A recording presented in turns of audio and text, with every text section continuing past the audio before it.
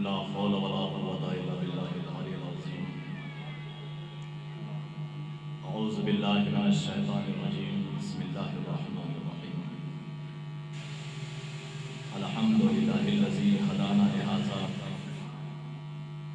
وما كنا لنهتدي لولا أن هدانا الله. لقد جاءت رسل ربنا بالحق والحق. الصلاة والسلام والتحية والإكرام على النبي الأمي المكي المدني القرشي الهاشمي محبوب رب المشرقين والمغربين جد الحسن والحسين شافع الكونين أبي القاسم محمد وأهل بيته الطيبين الطاهرين المعصومين ولعنة الله على أعدائهم أجمعين من ليلنا هذا إلى قيام يوم الدين. أما بعد، فقد قال الله تبارك وتعالى في محكم كتابه الكريم وهو أصدق الصادقين وقوله الحق. بسم الله الرحمن الرحيم. لقد من الله على المؤمنين إذ بعث فيهم رسولا من أنفسهم يتلو عليهم آياته ويزكيهم ويعلمهم الكتاب والحكمة وإن كانوا من قبل لفي ضلال مبين. صلی اللہ علیہ وسلم. حضرات گرامی قدر،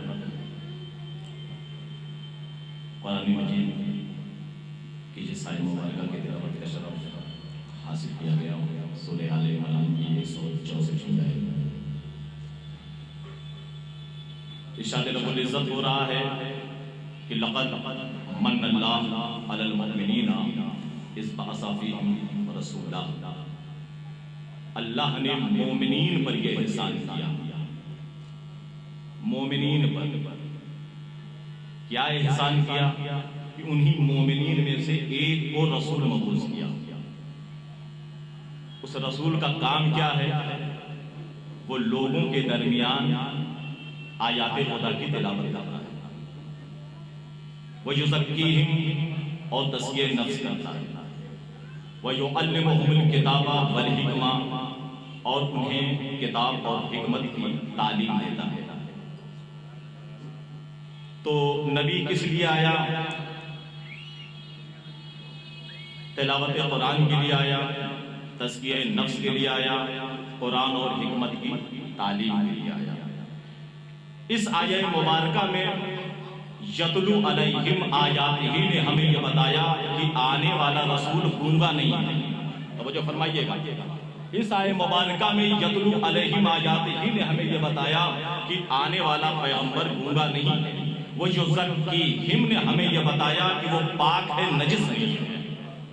وَيُعَلِّمُهُمُ الْكِتَابَ وَالْحِكْمَةَ نے ہمیں یہ بتایا کہ وہ اوپر سے پڑھ کے آ رہا ہے، اسے پڑھانے کی کوشش نہ کرنا.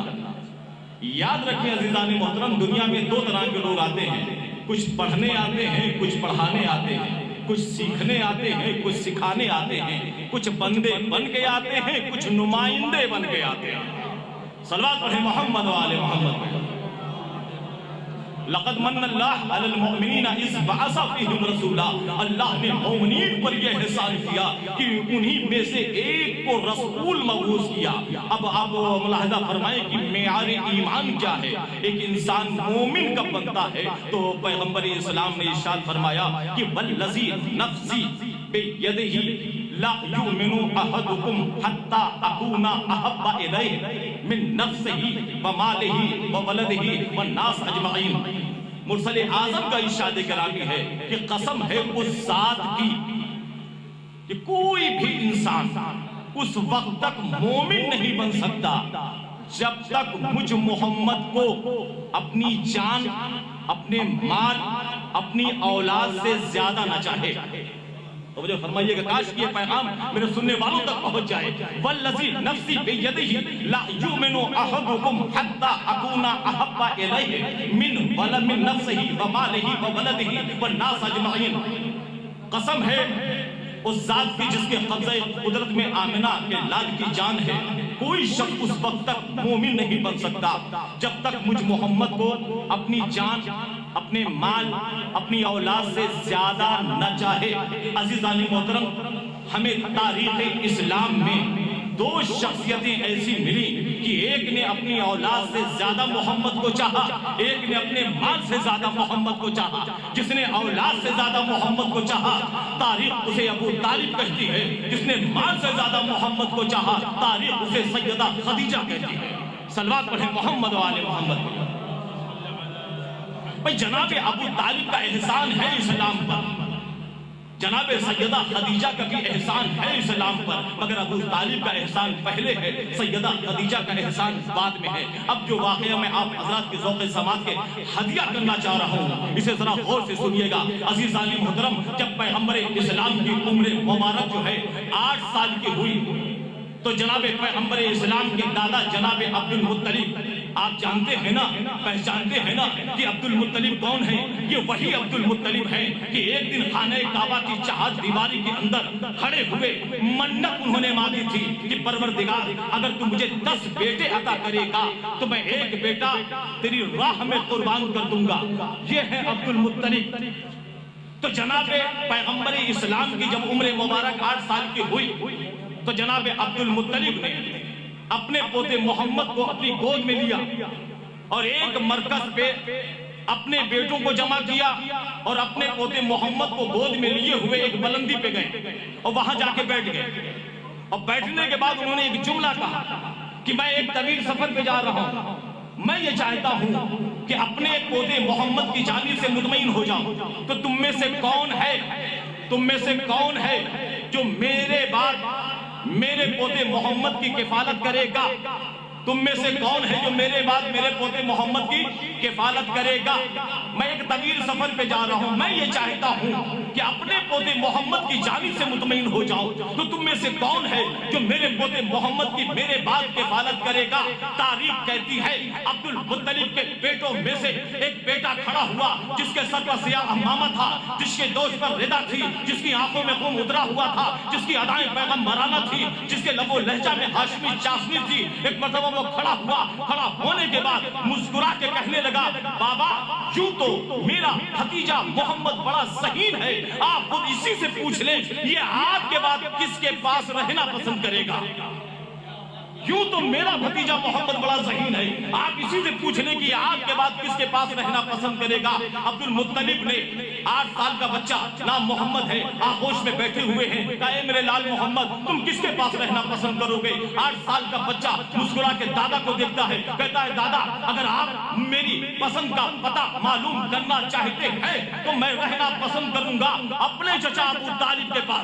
لفظ پسند پہ غور کیجیے گا عزیزان محترم، کیا کہا کہ چچا میں اپنے چچا ابو طالب کے پاس رہنا پسند کروں گا۔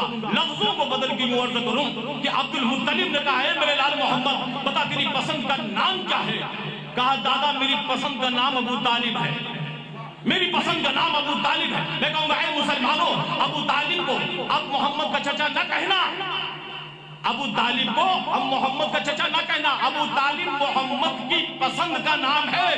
اب جو محمد کی پسند کو کافر کہتا ہے اصل میں وہ محمد کی پسند کو کافر نہیں کہتا۔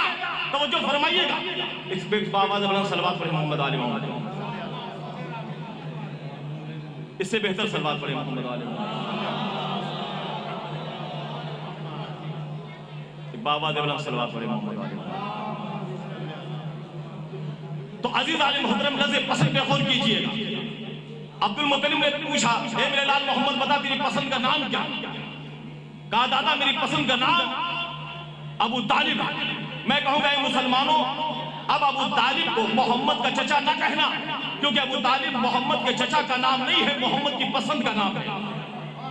اب جو محمد کے چچا یعنی ابو طالب کو کافر کہتا ہے وہ اصل میں ابو طالب کو کافر نہیں کہتا، محمد کی پسند کو کافر کہتا ہے۔ اب جو محمد کی پسند کو کافر کہے وہ سب کچھ تو ہو سکتا ہے، مسلمان نہیں ہو سکتا۔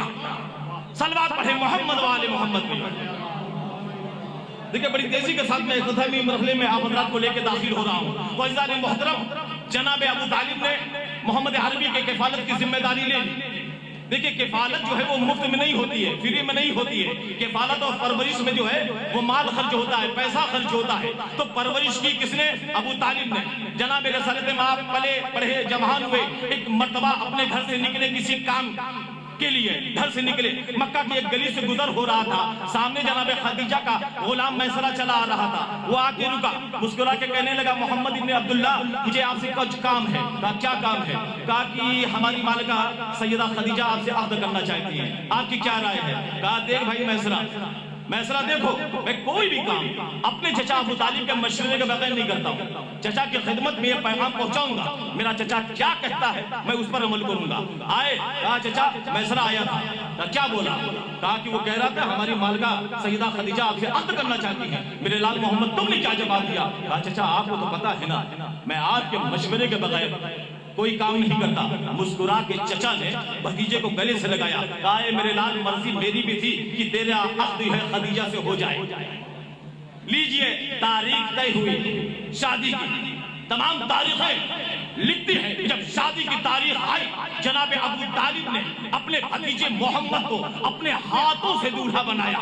سب سے پہلے غسل دلوایا. غسل دے کر جب پیغمبر اسلام تشریف لائے تو جناب ابو طالب کے سامنے آ کر بیٹھے. اس وقت ابو طالب وہاں سے اٹھے، ایک حجرے میں آئے، ایک حجرے کے گوشے سے ایک صندوق نکالا. اس صندوق کو لے کر آئے، پیغمبر اسلام کے سامنے رکھا. اس صندوق کو کھولا، اس صندوق سے ابراہیم کا امامہ باہر نکالا، موسیٰ کا عصا نکالا، عبد المطلب کا کرتا نکالا، الیاس کی چادر نکالی، اسماعیل کی نالے مبارک نکالی، اور ایک مرتبہ ابراہیم کا امامہ سر پہ رکھا، موسیٰ کا عصا ہاتھ میں دیا، عبد المطلب کا کرتا پہنایا، الیاس کی چادر مبارک دوش اطہر پہ ڈالی، اور پاؤں میں جناب الیاس کی نالے مبارک جو ہے جناب اسماعیل کی نالے مبارک پہنائی. اور پہنانے کے بعد سجا کر دولہا بنا کر بارات لے کے چلے. میں ہاتھ جوڑ کے کھڑا ہو گیا. میں نے کہا ابو طالب آپ اپنے بھتیجے محمد مصطفیٰ کی شادی کر رہے ہو. یہ سید الانبیاء ہے، یہ طٰہٰ ہے، یہ یاسین ہے، یہ مزمل ہے، یہ مدثر ہے،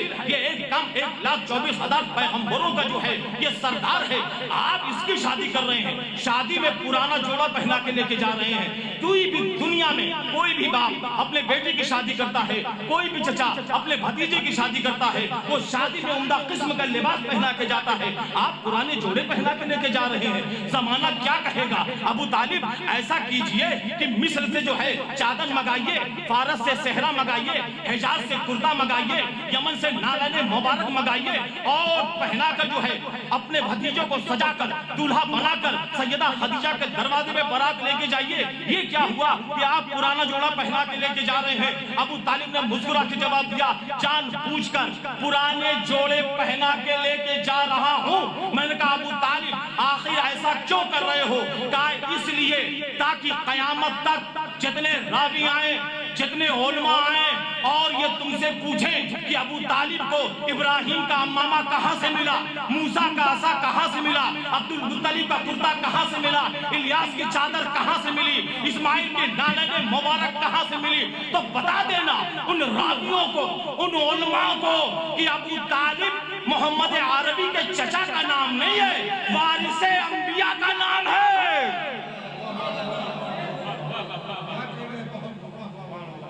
بتا دینا ان مسلمانوں کو، ان علماء کو، ان راویوں کو کہ ابو طالب محمد عربی کے چچا کا نام نہیں ہے، وارث انبیاء کا نام ہے.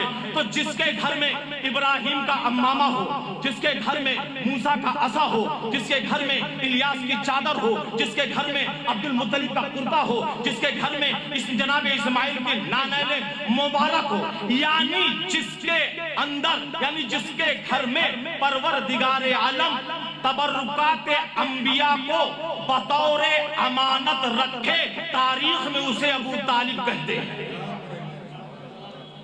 تاریخ میں ابو طالب کہتے ہیں. اچھا نکاح کس نے پڑھا ہے؟ ابو طالب نے. یا نبی اللہ آپ ابو طالب سے نکاح کیوں پڑھوا رہے ہیں؟ کیا خاندان بنی ہاشم میں اور کوئی نہیں تھا؟ بھئی جناب حمزہ بھی تھے، جعفر بھی تھے، بہت سے لوگ تھے.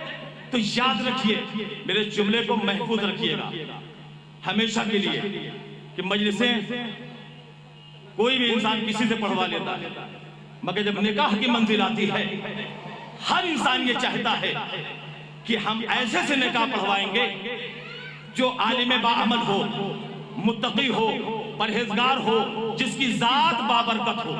توجہ فرمائیے گا، توجہ فرمائیے گا. بھائی شہر کانپور ہو، لکھنؤ ہو یا ہندوستان کا کوئی بھی شہر ہو، ہے نا، جتنے بھی شیعہ ہیں ان کی یہ خواہش ہوتی ہے کہ ہم قائد ملت آفتاب شریعت مولانا سید قلب جواد صاحب سے جو ہے اپنے بیٹے کا نکاح پڑھوائیں. میں نے پوچھا کیوں؟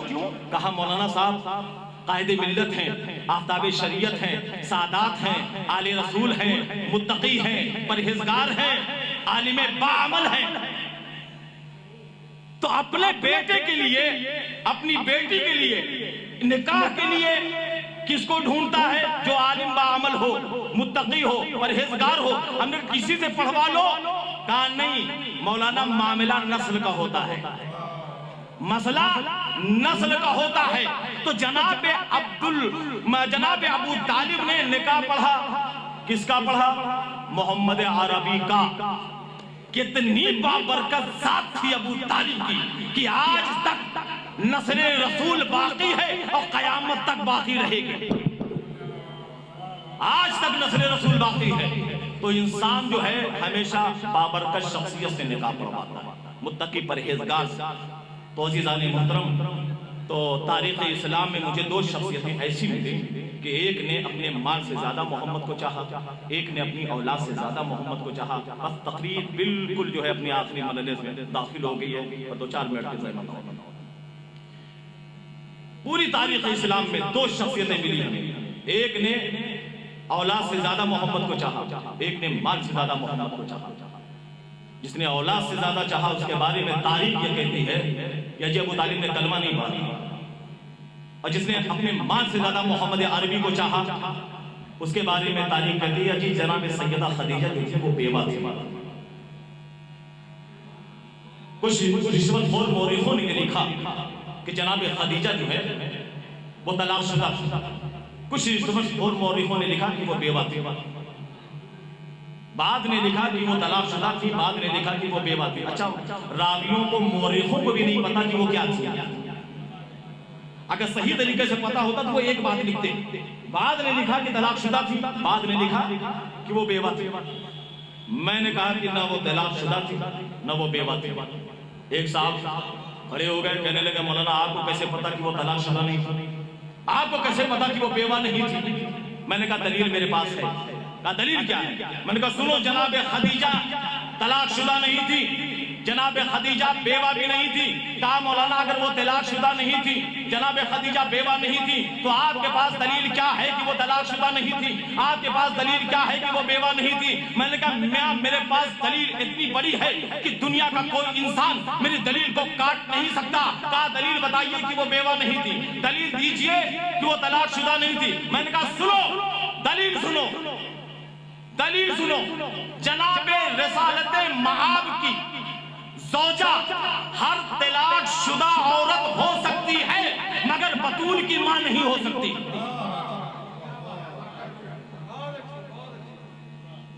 سب سے بڑی دلیل یہ ہے جناب سیدہ خدیجہ کہ پیغمبر اسلام کی بیوی تو ہر طلاق شدہ عورت، ہر بیوہ عورت ہو سکتی ہے مگر سیدہ بطول کی ماں نہیں بن سکتی. لوگ کہتے ہیں کہ جناب رسالت معاد کے ایک ہی بیٹی نہیں تھی، 4 بیٹیاں. اچھا میں اختلاف میں نہیں جاؤں، بس آخری بات، 4 بیٹیاں تھیں، ایک نہیں تھی. تو سوال یہ ہے کہ تعظیم ایک ہی کے لیے کیوں؟ اگر 4 تھی تو پیغمبر اسلام جب اس دنیا سے گئے تو جنازے میں ایک ہی بیٹی کیوں تھی؟ بھائی اگر 4 بیٹیاں ہوتی ہیں، کوئی بامبے میں، کوئی حیدرآباد میں، ایک بیٹی لندن میں، ایک بیٹی کینیڈا میں، جب باپ کا انتقال ہوتا ہے ساری کے ساری بیٹیاں آ جاتی ہیں. اگر پیغمبر اسلام کی 4 بیٹیاں تھی تو تاریخ ایک ہی بیٹی کو کیوں بتا رہی ہے کہ وہ جنازے کے پاس اپنے بابا کا ماتم کر رہی تھی؟ وہ 3 بیٹیاں کہاں گئیں؟ کہنے جی 4 بیٹیاں تھیں. اچھا میں اس سب بحث میں نہیں پڑھوں گا. سوال میرا یہ ہے کہ تاریخی عدالت میں کہ احترام ایک ہی بیٹی کے لیے کیوں؟ تو اس کی آسان سی مثال یہ ہے جیسے شہر کانپور میں گھر 10,000 ہو سکتے ہیں، لاکھوں ہو سکتے ہیں، لیکن اس شہر کانپور میں اگر مسجد ایک ہے تو عزت مسجد ہی کی ہوگی، گھروں کی نہیں ہوگی. رہی ہوں گی مگر بی بی جناب سیدہ ایسی نہ تھی کہ جناب رسالت مآب تعظیم کو اٹھتے، فضہ تعظیم کو اٹھتے۔ دیکھیے کیا قدرت کا نظام ہے کہ پروردگار عالم نے مردوں کے لیے نمونے عمل ذات پیغمبر کو بنا کے بھیجا، عورتوں کے لیے نمونے عمل بی بی جناب سیدہ کو بنا کے بھیجا۔ ربنا تقبل منا انک انت السمیع